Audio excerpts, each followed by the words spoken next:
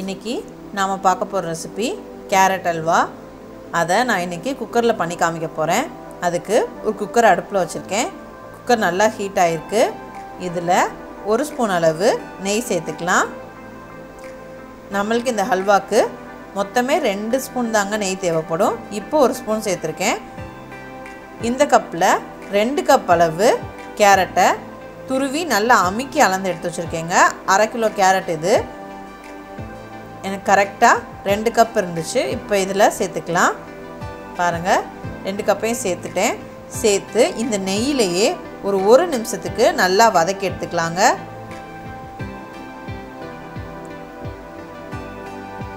இப்படி நம்ம வதக்கி செய்யும்போது நம்மளோட கேரட் அல்வாவில் நெய் டேஸ்ட்டு ரொம்பவே நல்லா தெரியுங்க. ரொம்ப நல்லாயிருக்கும் சாப்பிடும்போது. இப்போ இதில் 1 கப் அளவு பால் சேர்த்துக்கலாம். 2 கப் கேரட்டுக்கு 1 கப் அளவு பால். கேரட்டை துருவுனதுக்கப்புறம் நல்லா அமுக்கி அளந்துருக்கேங்க.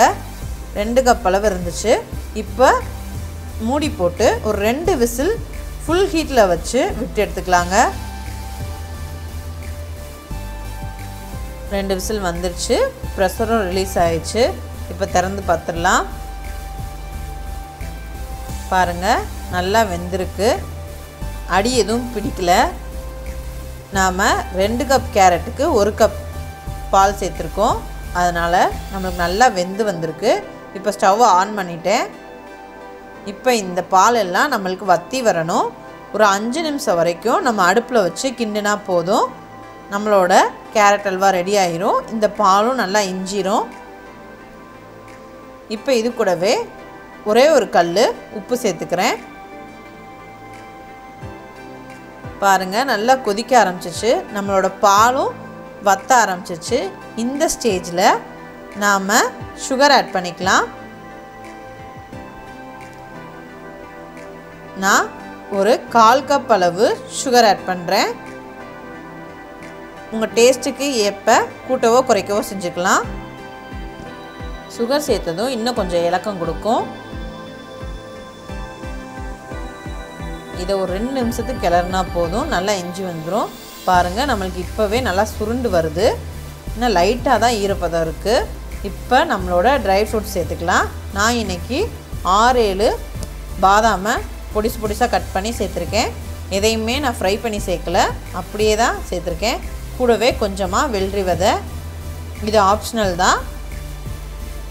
சேர்த்து நல்லா மிக்ஸ் பண்ணிக்கலாம். உங்களுக்கு வேணும்னா நீங்கள் இப்போது ஏலக்காய் தூள் ஆட் பண்ணிக்கலாம். நான் இன்றைக்கி சேர்க்கலை. அவ்வளோதான், நம்மளோட தண்ணி எல்லாம் இஞ்சிருச்சு. இப்போ ஃபைனலாக 1 ஸ்பூன் அளவு நெய் சேர்த்துக்கலாம். அவ்வளோதான், நம்மளுக்கு இந்த ஹல்வாக்கு 2 ஸ்பூன் அளவு நெய் இருந்தால் போதும். பாருங்கள், எந்த அளவுக்கு சுருண்டு வருதுன்னு பாருங்கள். இதுதான் பதம். இப்போ நம்ம அடுப்பை ஆஃப் பண்ணிடலாம். பாருங்கள், நல்லாவே வெந்துருச்சு. சட்டுன்னு 10 நிமிஷத்துக்குள்ளேயே செஞ்சிடலாம் நம்ம இந்த அல்வாவை. ட்ரை பண்ணி பாருங்கள். ட்ரை பண்ணி பார்த்து எப்படி இருக்குன்னு எனக்கு கமெண்டில் சொல்லுங்கள். தேங்க்யூ.